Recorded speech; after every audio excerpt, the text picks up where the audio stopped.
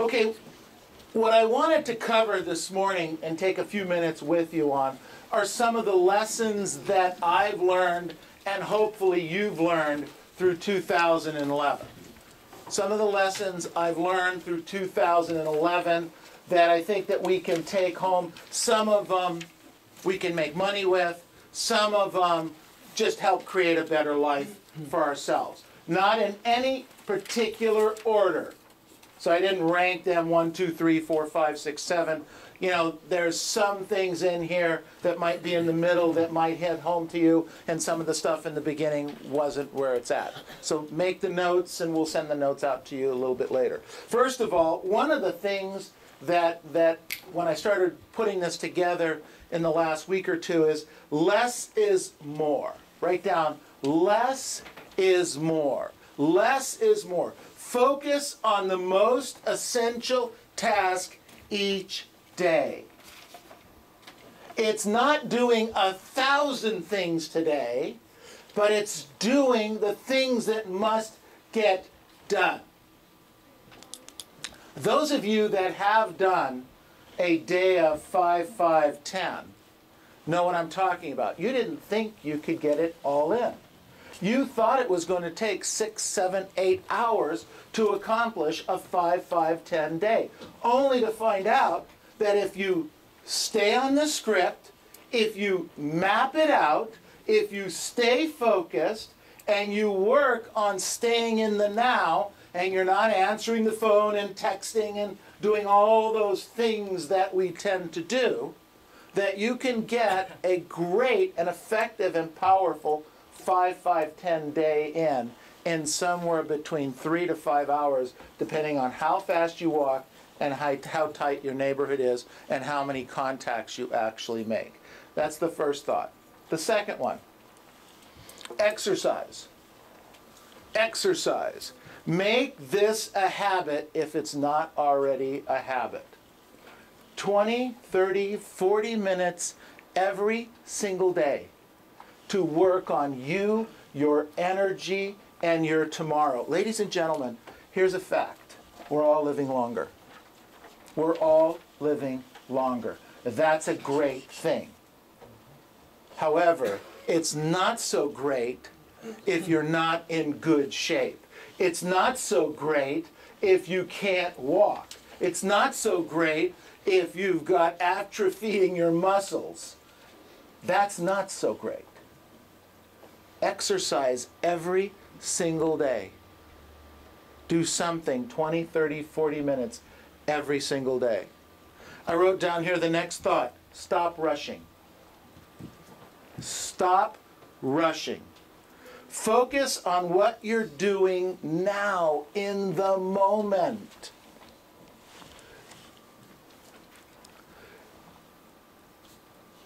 The quality of your work will improve. You personally will be much more relaxed, and you're going to get more done.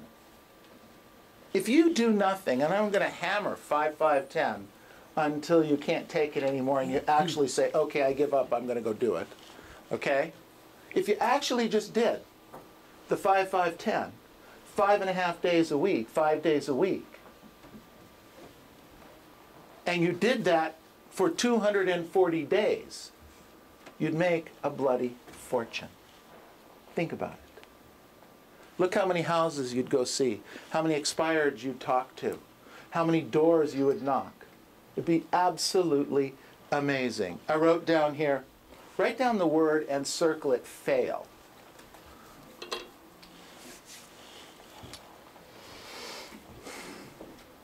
This is a tough one, because our ego gets in the way of this one.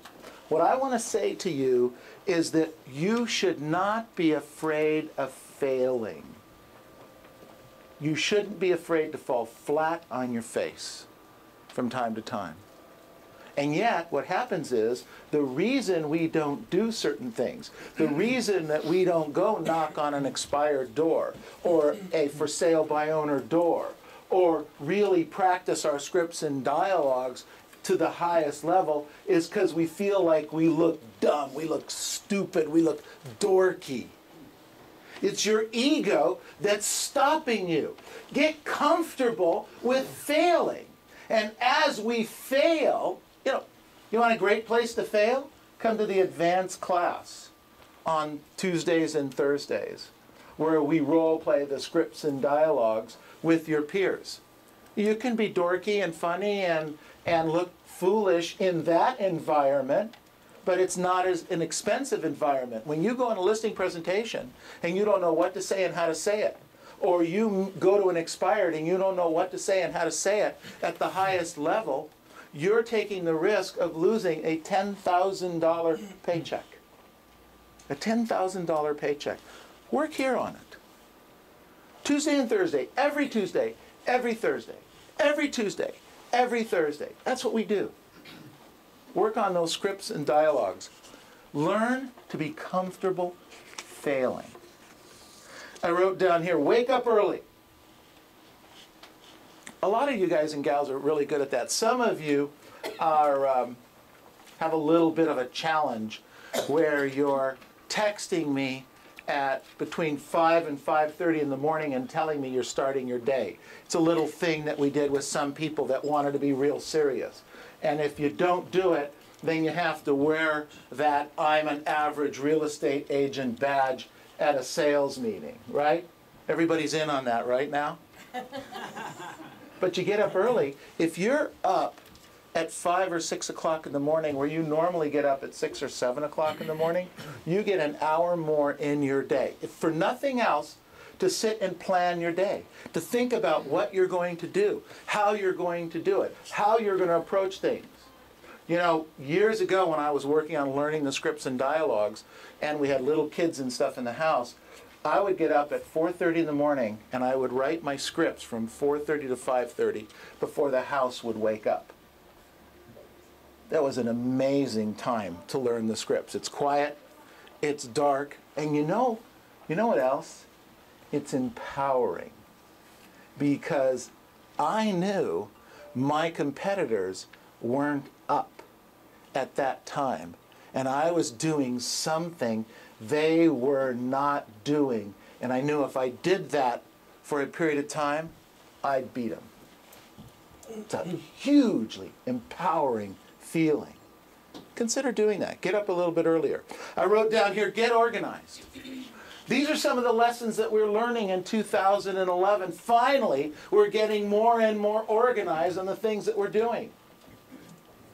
What happens is when you're not organizing, you can't find a file, or you can't find your listing presentation folder in your computer to make the changes that you need, and you're running around looking for it. You're not organized with it. You need to get organized so you know where it is. You push a button, you change a couple of dates, a couple of names in it, push another button, and it prints out. How many times have you gone to print something or do something for yourself and the toner was missing? I had that at home quite often, because we have things all over the place. And now the toner's in one place. I know exactly where it is. And there's actually an extra toner, an extra yellow. We run out a lot of yellow. When you run out of yellow, you can't do anything. Take advantage of it. Get organized. Do the little things that you need to do. I wrote down here, review your goals. Probably one of the things I didn't do enough of in my career, and learn by doing more of it this year and helping some of you do that, and looking at your goals on a daily, weekly basis more often helped us at the end of the day. So review your goals. I wrote down here, be positive. You know, focus on positive things. Focus on what you have, ladies and gentlemen, not on what you don't have. We're so worried about what we don't have, or what somebody else has, or that guy or gal got that listing and I didn't, and it actually stops us. It immobilizes us from going out and doing the activities that we need and want to do. So what I'm suggesting is work on being more positive on a daily, weekly basis. One of the things that Mike had suggested, I think it was at the one-on-one retreat this time last year, or January last year, was 10 minutes, 3-4 times a day to fill yourself with positive thoughts. 10 minutes, 3 or 4 times a day. Be organized enough to have the information available. A book, a paper, maybe a link on the internet to go to just make yourself feel a little bit better, a little bit more positive in that moment. Because we are bombarded by negative things all the time. Pour in the positive things 2, 3, 4, 5 times a day. I wrote down here, visualize. Visualize. Let me make a demonstration here very, very quickly. Everybody close your eyes. Close your eyes. Okay? Close your eyes. I want to show you how powerful your mind is. So I want you to visualize in your mind's eye walking into a supermarket, going over to the left into the produce section into the supermarket, and walking up to, they have a huge stack of gorgeous, cool lemons, large, juicy looking lemons. You buy a couple of lemons, you check out at the checkout stand, you take them home, and you're at your house, and you take out a big sharp knife, you put the lemon on the counter, you slice the lemon in half, and then you slice those halves into quarters. Then what I want you to do is I want you to reach down, and in your mind's eye I want you to pick up one of those lemons, and I want you to put it up to your lips, and I want you to start squeezing it and chewing on the pulp of the lemon. Is there open your eyes. Was there any kind of a physical reaction there? Did you kind of, ooh, did it kind of be sour in your mouth? Did you notice that? Yes. Okay, anybody have a lemon in their hand right now? Does any one of you have a lemon? No. Yet, I was able to paint a word picture very quickly that made you have a physical reaction. That's how powerful our mind is. Use it. Visualize yourself on a listing presentation winning. Visualize yourself getting that listing. Visualize yourself saying and handling the objections at the highest level. Visualize yourself going to that house, knocking on that door, powerfully, confidently, being able to answer the questions of the client. Visualize what's going on there. I wrote down here, get the toughest things done first. Whatever you have to do, get the toughest ones for you, or the toughest activities, or the ones that are going to take the most time, get those done first. I wrote down here, aim to accomplish the 3 most important things of your day before noon. Let me tell you what they are. Get up early. Exercise at a high level. Do your affirmations. Pour positive things into your head in the morning. Role play, and then start prospecting, either on the phones or on the doors. Do that by noon every single day. You get the morning right, your afternoon will be fabulous. You get the morning right, your afternoon will be fabulous.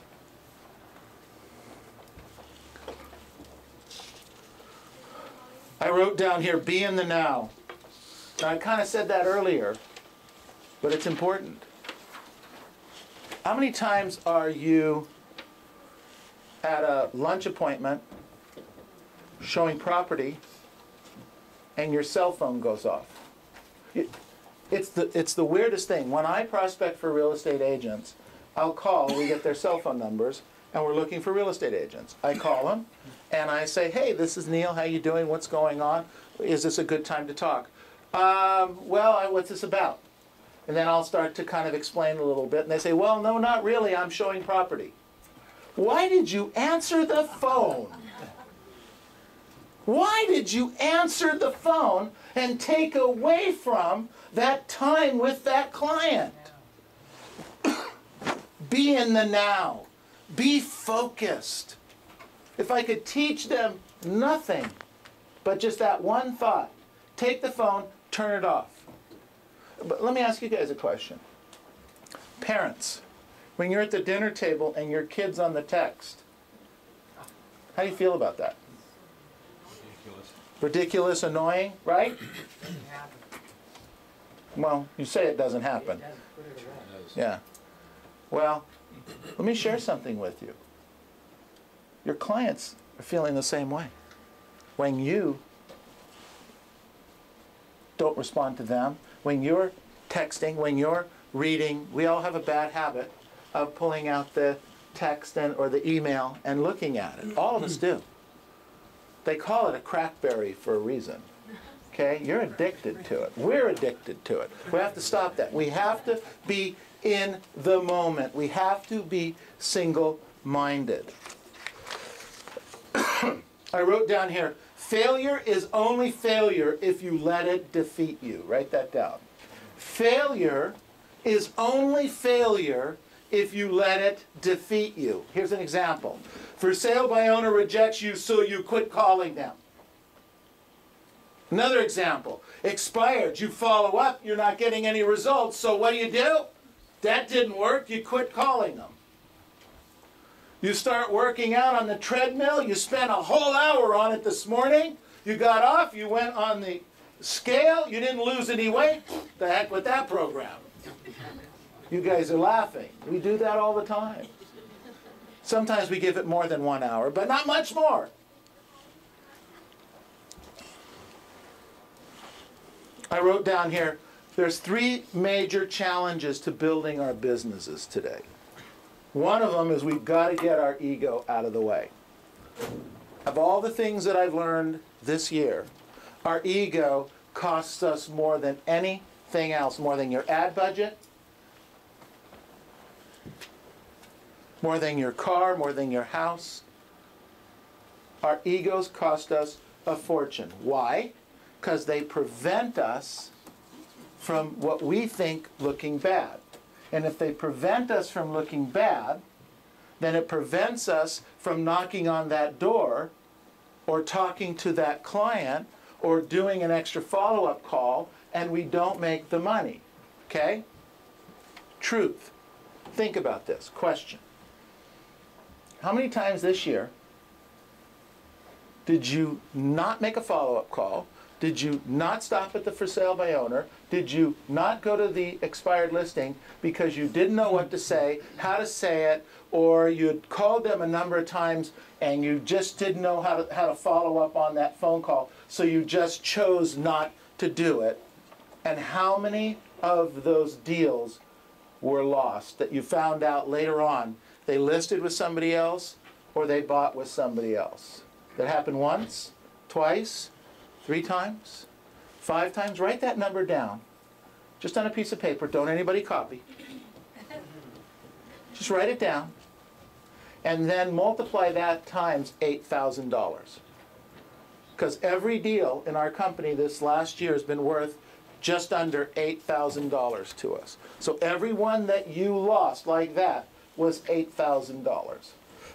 So if you did that 5 times, that's $40,000 that you don't have now in your pocket. 3 major challenges. The ego is in the way. I wrote down here, the next one is inability to change your behavior. The inability to change your behavior. You don't return phone calls on a timely manner. You need to change that behavior to get business and keep business, but you don't do it. You don't get up early. You don't show up on time for appointments. The inability to change your behavior. And I wrote down number 3, your lack of commitment. Your lack of commitment. If the going gets tough, and sometimes it will, you quit. 3 challenges that we have in business today: ego, inability to change behavior, and lack of commitment because we quit too early. I wrote down here another thought that I picked up this year. You either have excuses or results. You either have excuses or you have results.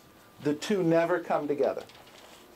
You either have excuses or you have results. The two never come together. Excuses or results.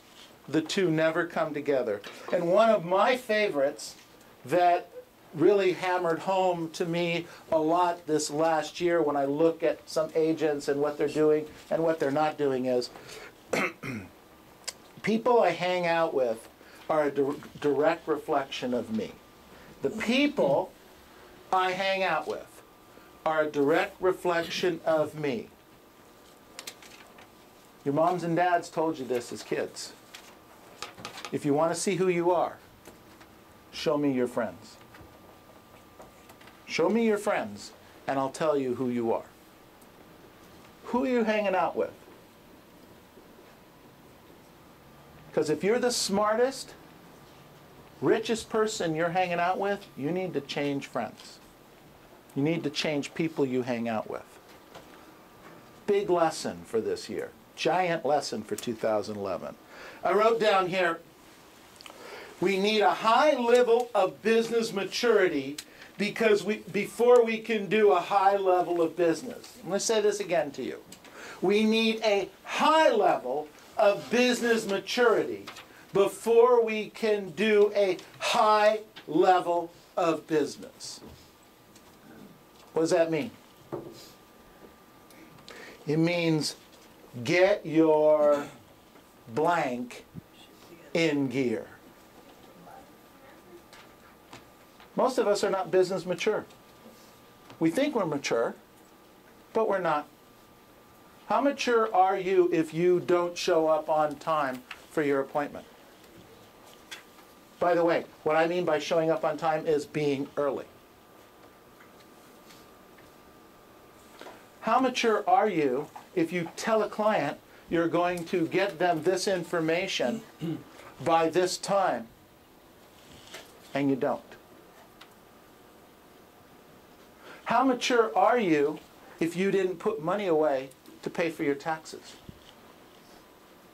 You're going to pay taxes, ladies and gentlemen. You are going to pay taxes. Put it away. Because the tax man cometh. I wrote down here another great thought for the lessons I learned this year is our market does not depend on market conditions.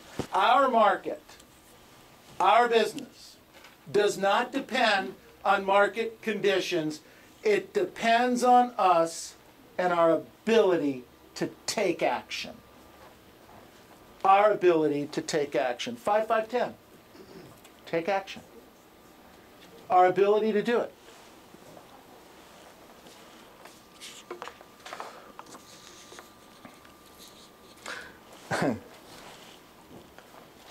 This is an oldie but a goodie, but it keeps coming up every year, and you can't get around it. Regardless of your skill level, if you simply prospect more than you're presently doing, you're going to make more deals. Let me say that again. Regardless of your skill level, I don't care how good you are or are not, if you simply prospect more than you're presently doing, you will do more deals. Okay, so if you're prospecting an hour and you go to 2 hours, that probably doesn't apply. But if you're prospecting 15 hours a week and you push it to 20 hours a week and you do that for 240 days a year, or 50 weeks a year, let's say, 45 weeks a year, it does apply.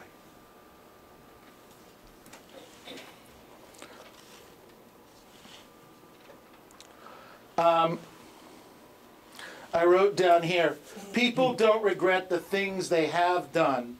They regret the things they have not done. Let me make a point.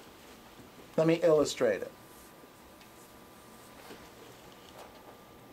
Think about how many doors you've knocked so far this year, whatever that number is. We are at the middle of December 2011. If you would have knocked 100 doors a week more from January till today, that would have been another 4,000 doors, at least. Or you probably would have done another 8 or 10 transactions with 4,000 doors. Agreed? You regret not doing a lousy 100 doors a week? Any regrets? We will regret what we haven't done. You might as well take action on doing it. See, I believe that right now, you still can do the 5-5-10 program between now and the end of the year and still create leads and opportunities that will either get you into escrow between now and the end of the year, or certainly create the leads that'll get you into escrow before the end of January. And in either case, that's okay, right? Say yes. Yes. This is all good stuff. These are great lessons. I wrote down here, remember, where you came from doesn't dictate where you're going. Where you came from doesn't dictate where you're going. Doesn't matter where you came from. Only matters on where you're going, what you're going to do about it, what changes you're going to make today. Another thing, another lesson I learned this year is luck is an accumulation of good choices made over time. Luck is the accumulation of good choices made over time. That makes sense to you? Luck is the accumulation of good choices made over time. When you have passion and enthusiasm and a goal, you're happier. When you have passion, enthusiasm, and a goal, you're happier.